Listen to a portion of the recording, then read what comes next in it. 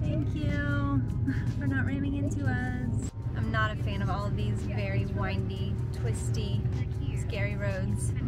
I don't like it at all. No? No, oh my word, you can't see. What is this big tube about? I'd rather take the tube down the hill. Can we take the tube? I'm not sure the tube's available. Oh, and there's another car. Thank you. Babe, this is insane.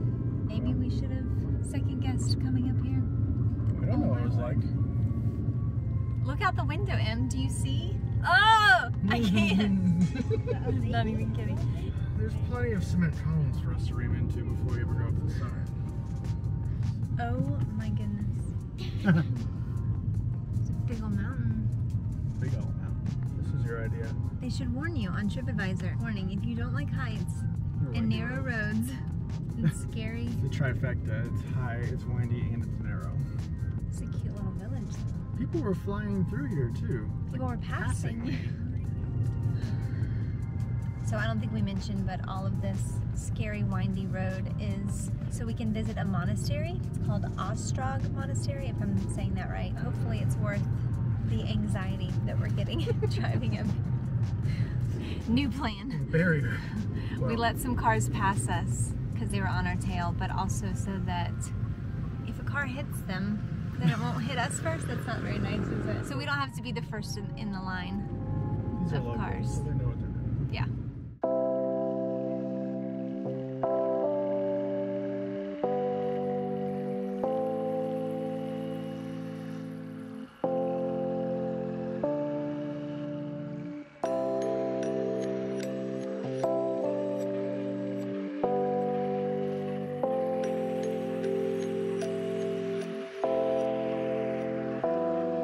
I'm pretty sure monasteries were originally built for solace. So this is definitely a good spot for that.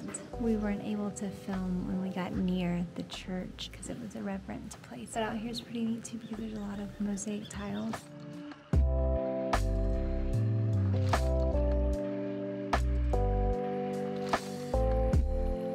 So it was, I'd say, worth it, a scary drive all the way up here. We couldn't take photos or videos inside, but we went up past what I'm assuming was like rooms where people used to live, and we got to speak to one of the workers up there, and he gave us a lot of information. We went into the original monastery, the cave. Which was insane that it was still intact and so beautiful. Like, I wish we could have filmed the colors. There was a German grenade in there? Yeah, so the guy that was inside told us that during World War II, Germany was bombing this area like crazy, and one of the grenades actually flew through the monastery windows and into the cave, and it's still there today, but it never detonated, it never went off, which is a miracle. It is like, except not in the monastery.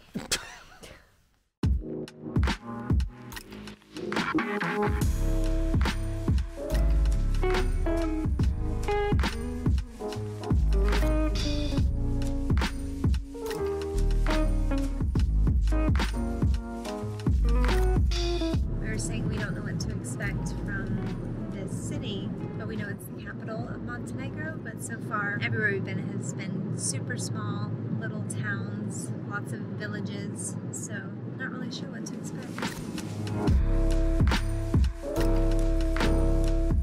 So we're driving through just a little bit. It's very interesting so far. So there's a lot of newer buildings that are across the street from like Soviet era buildings. This is the first stoplights that we've seen since we've been driving in Montenegro. And then we just saw a horse at the stoplight. So it's quite interesting. It seems like there's a lot of green space here too, which is exciting. We love our green space.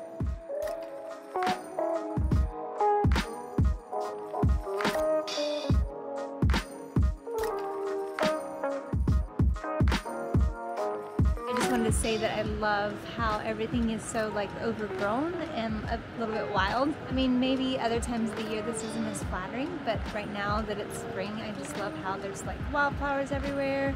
It's not like perfectly manicured, it's more like in its natural state. It's really beautiful.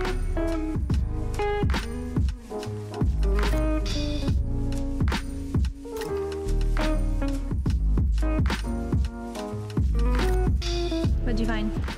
So we just stumbled upon some really cool scenery and architecture There's a couple of rivers here. There's a Ribnica River. I think that's how you say it. What is it?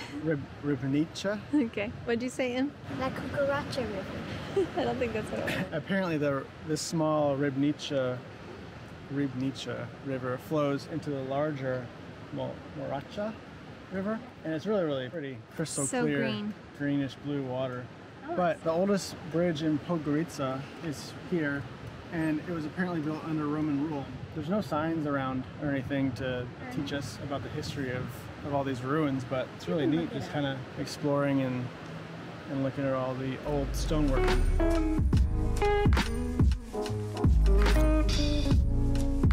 One thing we've noticed here is that people tend to just park wherever they want.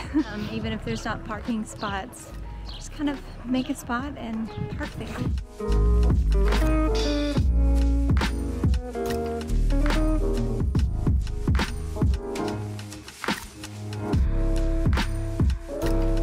We made it to the Cathedral of the Resurrection of Christ, and it's really unique. It's really big, for one thing. It seems to emulate like really old architecture. You can see a lot of biblical narratives and stories kind of etched into or sculpted into the walls, and they even like mess with the texture, so it kind of, I don't know, it looks worn and old. It's really interesting and really unique.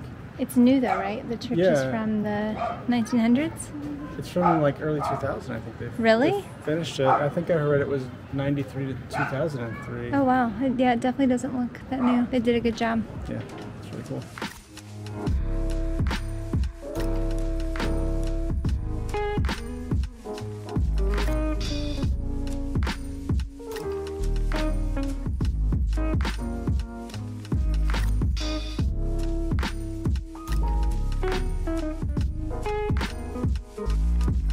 Crazy. That was nuts, like so beautiful. We've been in a few European churches now and mosques, but I've never seen anything with that much detail and color and vibrancy. Every square inch of those walls were covered in paint. Yeah, you were saying that's probably why it took so long to build, even though it's like modern. And it seemed like they wanted to replicate a Renaissance style, and they did a really good job. Yeah. Not only the style, but also the imagery. Really cool, interesting. It was beautiful. There are a lot of people in and out too, just coming in to pray and pay their respects and things like that.